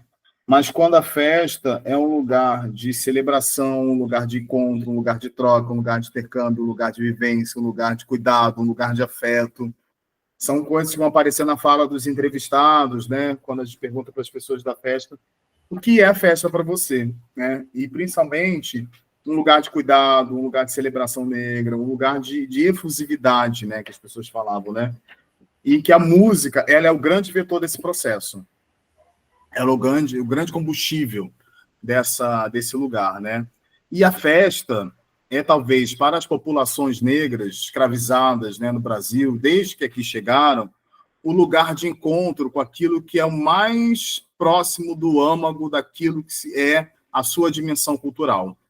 Aí a gente vai, por exemplo, pegar, né,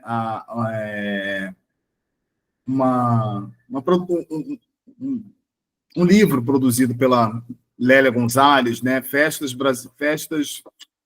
Populares do Brasil, né, e a Lélia vai fazer esse levantamento das festas populares, o quanto a festa é demarcada dentro de um lugar de encontro diaspórico com aquilo que é seu, né? Então, muito presente, principalmente na vida das pessoas negras. Talvez por isso tão perseguida pela igreja brasileira no Brasil. O lugar da festa, o lugar do carnaval como profano, né? O lugar da felicidade, o lugar da celebração, né? E a igreja, desculpa a igreja, mas discute muitas vezes o lugar de morte, né? A gente fala de vida, pulsão de vida, energia de vida, né? Então, a festa perpassa por esse lugar, e é isso que a gente defende diante dos dados apresentados na tese. Oi, Elane. Foi, mas claro que sempre me leva para algum lugar, né? Eu fiquei lembrando da importância do carnaval em pleno governo Bolsonaro, né? Ou logo depois, não sei, que veio com toda a temática afro, né? E eu pensava, gente, só tem uma coisa que pode salvar o Brasil, é a festa. Porque essa festa é insubmissa. Essa festa você não limita, você pode até limitar o pensamento, mas você não limita o corpo.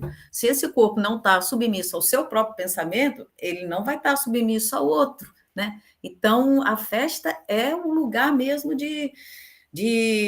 não é só de catarse ou de extravasar, mas é de construir, né? Eu saí da eleição aqui, peguei um Uber, falei, gente, eu estou impressionada com a festa em Niterói, gente de todas as visões diferentes de antes, todo mundo rindo, todo mundo discutindo, bebendo, houve a votação, não importa, assim, para que resultado, mas o clima foi bom.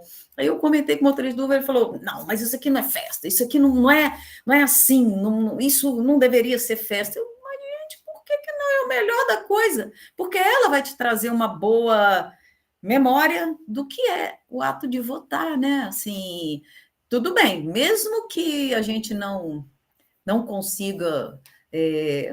O Centrão ganhou no Brasil inteiro, eu acho, né?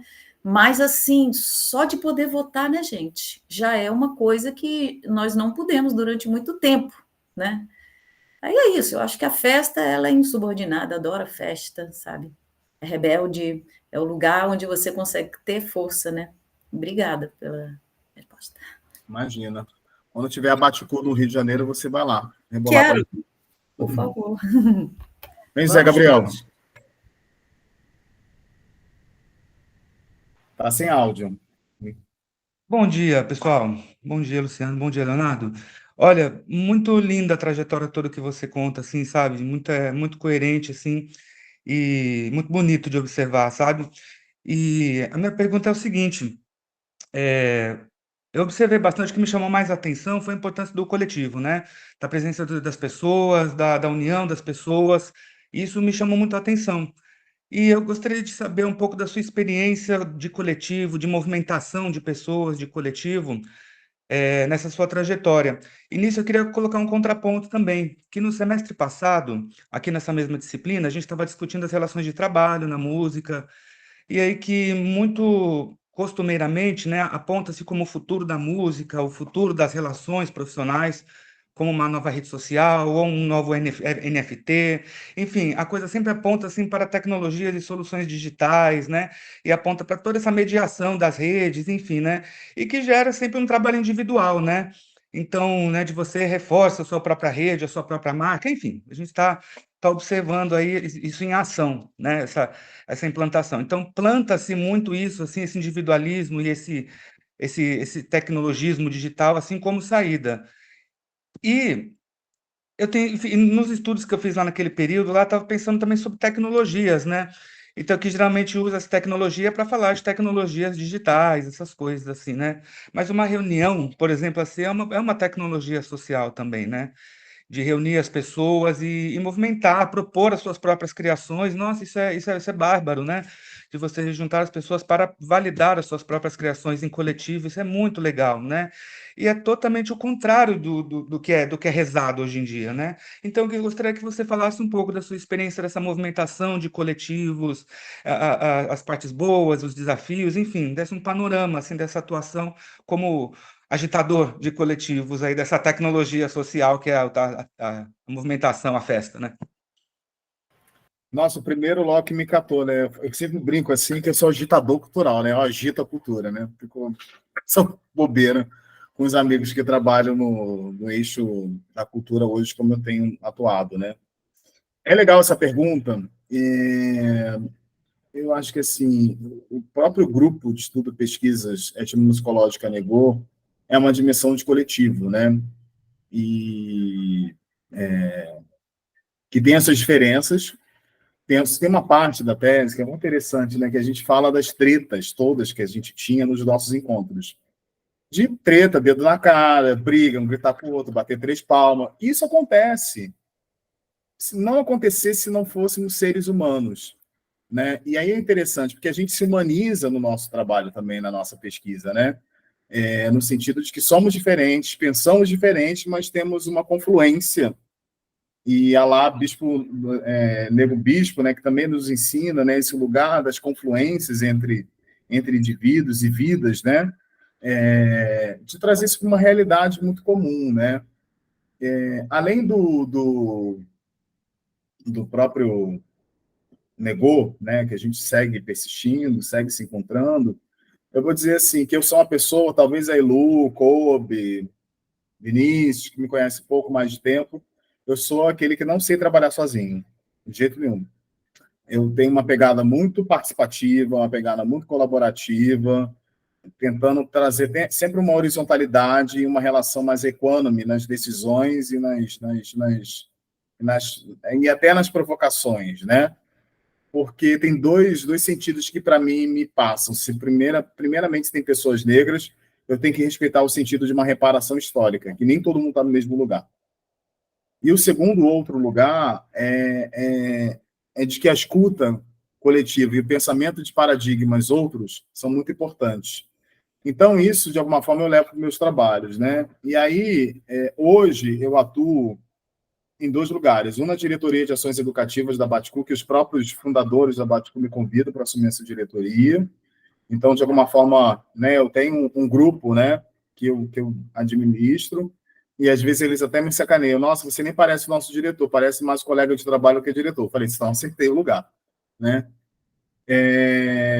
Hoje eu também atuo, além da Baticu, eu atuo no Departamento Nacional do SESC, fazendo a gestão nacional dos equipamentos culturais do SESC, na pasta de mediação cultural. Tudo que lida com mediação e arte e educação que passa por mim, né, que faço essa gestão. Também em rede, uma rede com 30 profissionais do Brasil, onde todo mundo... Às vezes eu dou bom dia e boa tarde e eu não falo nada na reunião, e isso eu acho muito legal, muitas vezes. E, além disso, né, eu tive a oportunidade de ser presidente, por exemplo, do FADEM, onde a gente construiu um trabalho muito coletivo também, né, nessa dinâmica, né, horizontal. E aí, fazendo relação com o que você traz, né, dentro desse campo midiático, né, principalmente também muito atravessado por essas IAs, né, essas inteligências artificiais individuais, né, IAUs, né, se a gente pode dizer, ela vai sempre depender de alguém. E desse alguém de outros alguém também, né? E o que eu quero dizer com isso, né? A inteligência artificial, as mídias, as tecnologias, elas não vão prevalecer sobre o que somos nós mesmo, assim, né? Mesmo que haja alguém que está comandando o fazer dela. Há um coletivo por trás, há um grupo por trás, né? E há um grupo que vai se conectar, que também não se conecta só com uma pessoa, né? Se conecta com muitos também, né? Então, de alguma forma, você também tem que pensar uma ideia de diálogo, né? Com os outros, né? E aí, o que eu quero dizer com isso, talvez, né? Até propriamente dentro do trabalho e da pesquisa como um todo, essa dinâmica do coletivo, para a gente foi muito importante e vai ser muito importante nessa luta travada agora, que se travará com a universidade, com a UFRJ, né, solicitando esse doutorado mais expandido para os outros participantes, que a banca, por ser soberana, teria esse dever de fazer e não o fez no dia, de colocar a primeira instância, né, seria a banca fazer, a segunda seria a universidade como um todo. A gente pensa o quanto foi para a gente também, né, naquele momento não acontecer isso, o quanto também foi um cuidado coletivo, né, de pensar, tá, não aconteceu agora, não vamos esmorecer. Qual a estratégia por seguinte a se fazer? Né? Então, eu não sei se respondi a sua pergunta sobre essas dinâmicas, os enfrentamentos, as dificuldades, as possibilidades, mas é um pouquinho disso.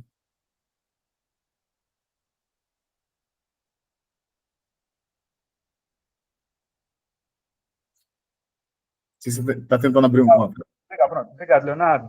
Então, sim, respondeu sim. Eu gostaria muito de saber esse panorama, assim, né? Então, você falou de várias instituições. Desculpa, está com obra aqui do lado também, pessoal. Nada, fica tranquilo. Então, você falou de muitas instituições, assim, né? Com que você está trabalhando, o que você já atuou, assim, né? Mas eu gostaria que você falasse um pouco também, assim, da sua experiência pessoal, assim, mais pessoal também, né? Dentro das instituições, para fazer, para se conectar com essas pessoas, assim, né? Porque é isso, porque acho que o interessante é justamente o foco nas pessoas, assim, né? E são as pessoas que trazem as soluções, são as pessoas que trazem as informações, né? Que trazem os desejos, enfim, o corpo é o centro de tudo, assim, né? E essa comunicação, né? Com o outro, assim, né? Fora a mediação das instituições, assim, que no final das contas acaba sendo uma instância também, né? Então, eu queria, se possível, se você falasse um pouco então, dessas relações, assim, pessoais, assim, sabe, desse ajuntamento, né? Seja com instituições, ou com a festa, enfim, com outras instâncias, assim. Talvez eu falar mais de mim, pessoalmente, assim, né? Que eu acho que é o lugar que eu consigo dominar para responder essa pergunta, né? Eu acho que, assim, tem dois lugares que eu chego, né? Eu chego de mansinho mesmo, um sapatinho, observando quem são as pessoas, me observando no meu lugar, qual é o lugar, se eu sento no corredor lá atrás, ou se eu sento, né, no corredor ali na frente, nunca na janela logo, né, tentando fazer esse lugar de compreender, não de maneira estreita, né, mas compreender quem está chegando tem que chegar no lugar, né, não é chegar no lugar de protagonismo muitas vezes, né. E no sentido, juntando ao olhar, um lugar de escuta, né? Ou seja, quem são essas pessoas, por que elas estão falando aquilo, por que elas estão colocando aquelas determinadas questões, né? Então, acho que são dois movimentos que geralmente eu realizo quando eu tenho essa relação, principalmente quando estou dentro de um coletivo, dentro de um grupo, né? E por que eu estou falando disso, né? Porque talvez sejam dois grandes aprendizados que eu herdo muito do quintal da minha avó, que era um quintal cheio de criança, né? Os filhos da minha mãe, nós três, os filhos da minha tia Edna, os 5, os filhos da minha tia Bernadette, os dois, né? Criança pra cacete, 10 crianças, né? Assim, convivendo em conjunto, né? Então, eu falo que desde lá, desde esse lugar criança, eu aprendi a viver em coletivo, né? E que é uma sapiência preta. Quando a gente pensa nos terreiros de candomblé, de umbanda, né? Enfim, de todas e das muitas nações existentes no Brasil. Quando a gente fala, por exemplo, das comunidades indígenas, que nada também é tomado dentro de uma perspectiva individualista. Quando a gente fala, por exemplo, das rodas de samba, né? E aí é muito interessante, né? Você falando, eu fui, né, pensando nisso, e tem um texto da Zoida Trindade, quando ela vai falar dos valores civilizatórios africanos, né?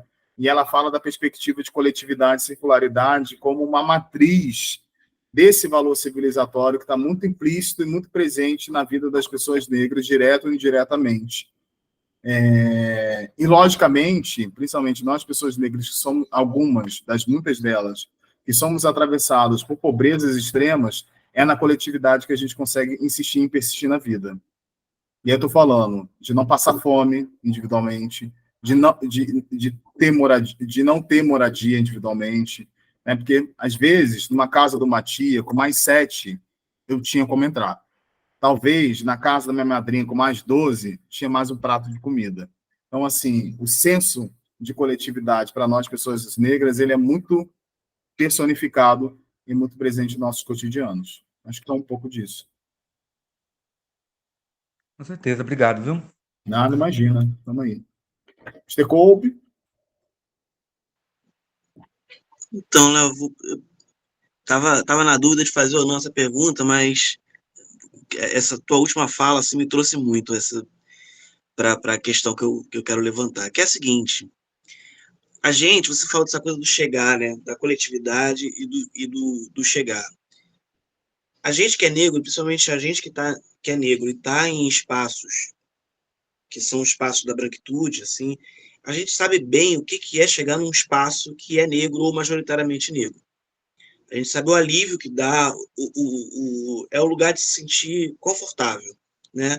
Por mais que tenha toda essa coisa, né? A gente vai chegar, vai saber chegar, vai pedir licença, vai descobrir quem é o mais velho do espaço para pedir licença, tentar observar, ouvir mais do que falar, enfim, essas coisas que a gente faz, mas só estar no espaço, no espaço negro já é um espaço de um acolhimento, né? Você falou da importância do coletivo, de estar na academia, mas estar aquilombado. Então, assim, é um aconchego que a gente tem, é uma força que a gente tem para lutar.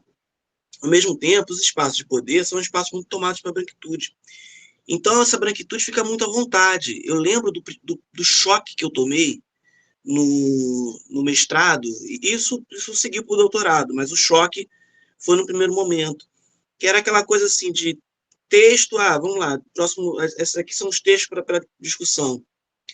E aí, a pessoa levanta a mão assim, olha, eu não tive tempo de ler, mas eu acho que eu não li, mas eu queria saber se, invariavelmente, pessoas brancas. É uma licença, é um se sentir à vontade num nível tal, e assim, e nunca eram rechaçadas.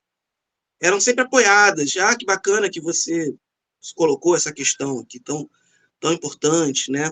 É o tempo que se toma do espaço, enfim, são muitos elementos. E aí a gente fica pensando no efeito que tem sermos maioria, sermos minoria, estarmos nos espaços de poder, que eu digo, nos espaços que importam, né? Não só de visibilidade.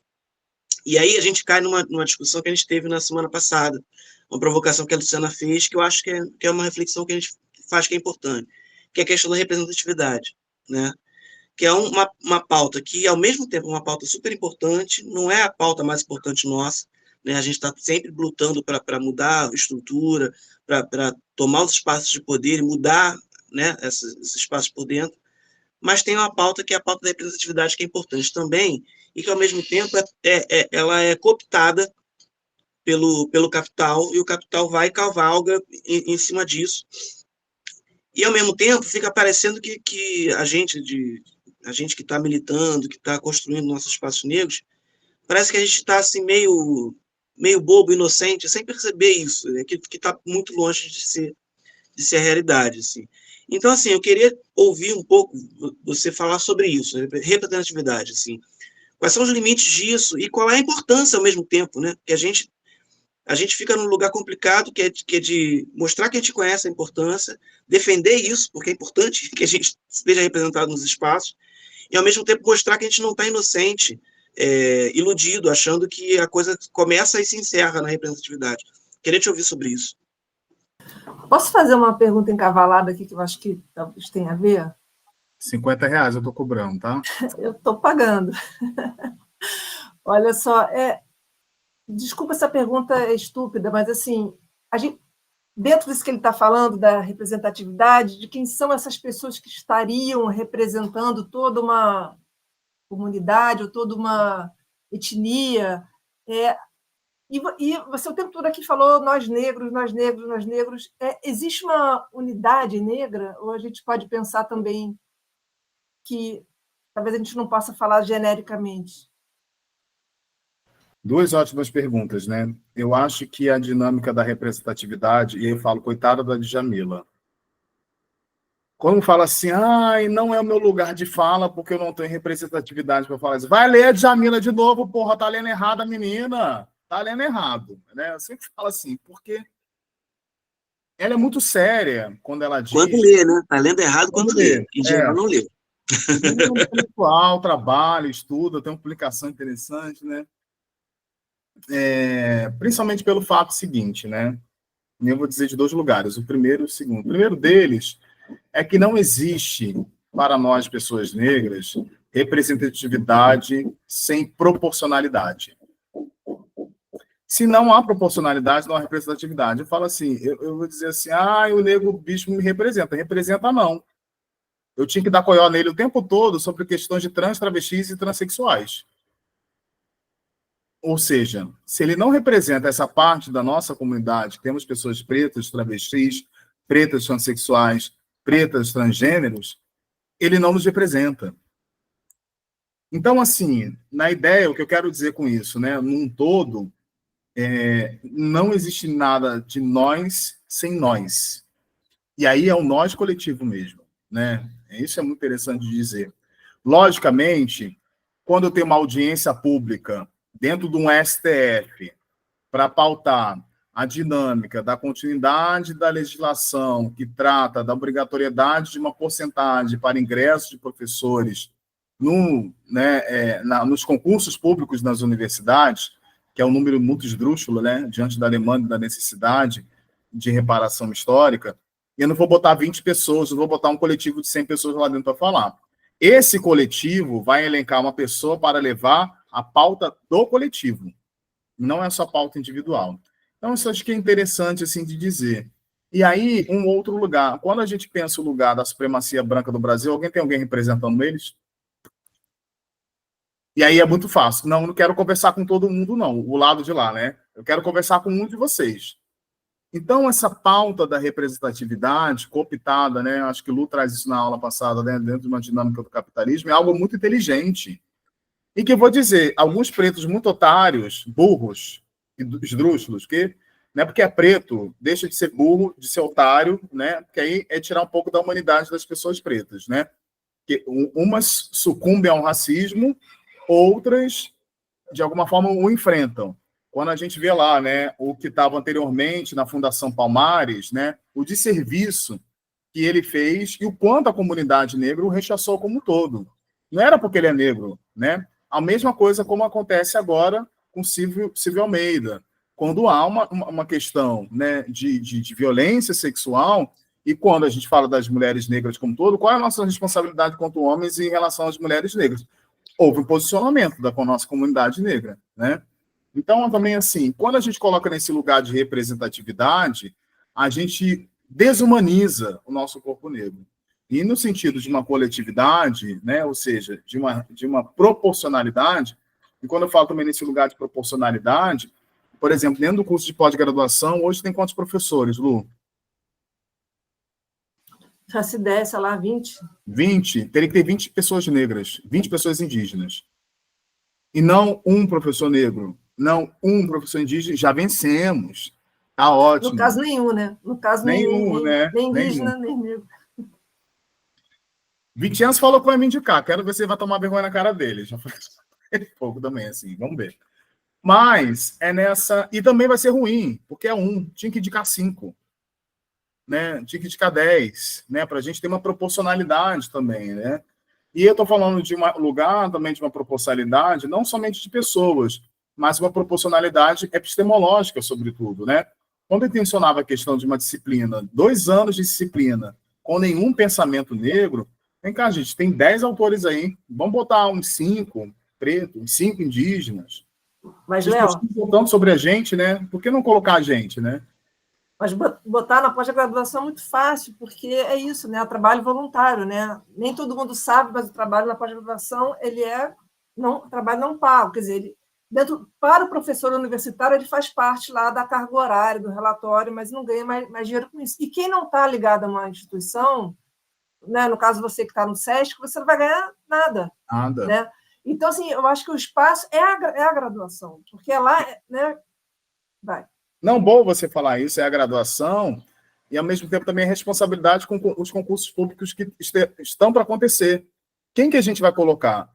O que a gente está colocando, né? E aí eu digo lá, por exemplo, hoje eu estou no SESC, eu trato muito com os meus colegas de área, né? E assim, às vezes a discussão, dedo na cara e baixaria, né? Vai ter palco giratório Sonora Brasil, 2 grandes projetos de circulação musical e circulação cênica. Falo, gente, tem que fazer conta. Se tem 10 grupos, quantos são grupos de mulheres, quantos são grupos de homens, quantos são grupos de mulheres trans, quantos são grupos de mulheres cis, quantos são de pessoas indígenas? Tem que fazer conta. Se é um projeto de nível nacional, tem que ter a cara do Brasil, para as pessoas se verem na hora que o espetáculo for para o palco, para as pessoas se verem na hora que a apresentação do Sonora Brasil foi ali chegar, né? Então, tem que fazer conta. E aí,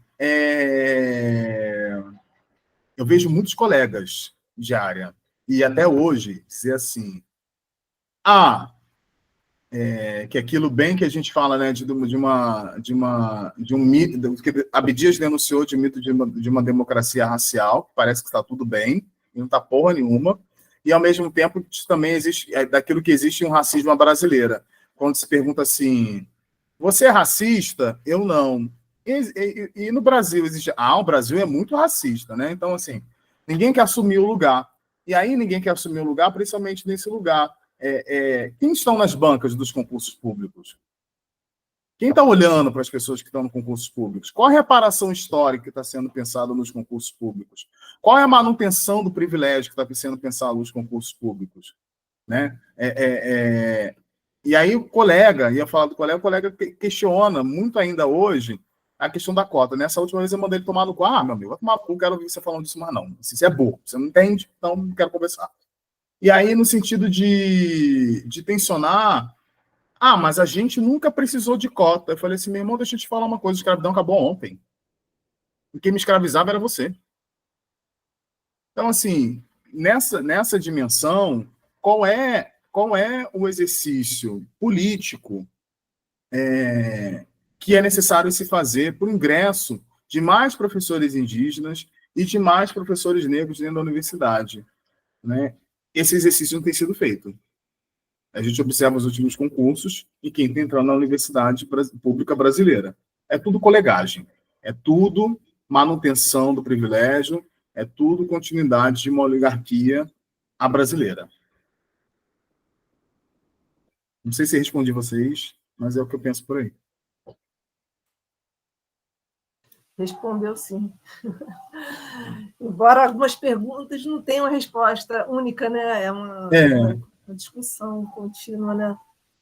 Mas a gente está trabalhando para isso, né? Está trabalhando para isso. A gente verifica muito mais produções de conhecimento que tem denunciado as perspectivas, principalmente dentro de um campo curricular. Eu acho que há um debate também de proporcionalidade, né, quando a gente fala de currículo. A Lu teve na Ampom agora, foi um debate assim, muito, muito forte, né? Tanto na discussão sobre trabalho, ao mesmo tempo também sobre quanto a gente fala do lugar das mulheres, né, cis, e transgêneros, de pessoas indígenas, de pessoas negras. Foi um debate muito forte, né? E é muito interessante, só para falar de um debate, mas um detalhe, né? Nesses dias eu fui no show do Metá Metá, do Circo Voador, que já corta assim, ingresso do Metá Metá, R$90. Quem vai? Não é o povo de terreiro, né? O povo não vai, porque não tem dinheiro para pagar, né? Aí, Metá Metá é macumba do início ao fim, eu amo, né? Assim, é muito bonito, né? Muito rico. Aí eu falava para o Jorge, que estava comigo, eu falei assim, ó, metade ou 70% tudo racista. Mas tá cantando tudo ponto de axé. Ou seja, há uma hipocrisia exacerbada de uma loucura, de uma esclerose, que eu falei assim, gente, quando que a gente vai mudar? Né? Aí eu volto lá na música do Djonga, né? Quando ele fala de fogo dos racistas, acho que tem que começar a tacar fogo assim um pouco, né? E pegando uma imagem, eu adoro aquela imagem quando a gente teve a crise nos Estados Unidos, né, do Levante contra George Floyd, que levantou no Brasil, mas a imagem de uma das obras de uma obra artística do Kind Sun, que é um nigeriano radicado nos Estados Unidos, que ele pinta, que é a crítica que ele faz aos porcos. Os porcos são os policiais militares dos Estados Unidos, né, que ele segura uma cabeça de porco. E isso reaparece, né, em uma daquelas prisões ali, um dos jovens segurando uma cabeça de porco cortada, né? E eu acho que é um pouco disso, né, o que a gente tem feito quando pessoas negras dentro da universidade, e falando principalmente do trabalho, não me gabando, mas um trabalho como esse é segurar na cabeça dos porcos. Se não rolar, a gente vai cortar a cabeça. Né? A gente tem cortado a cabeça quando a gente faz um debate à altura, quando a gente vai para a mesa de discussão, quando a gente ocupa, por exemplo, parte da produção de conhecimento, que, por um tempo, a gente tensionou, por exemplo, quem são os pareceristas das revistas e por que as produções de conhecimento das pessoas negras sempre voltavam. Então, a gente começou a denunciar esse racismo.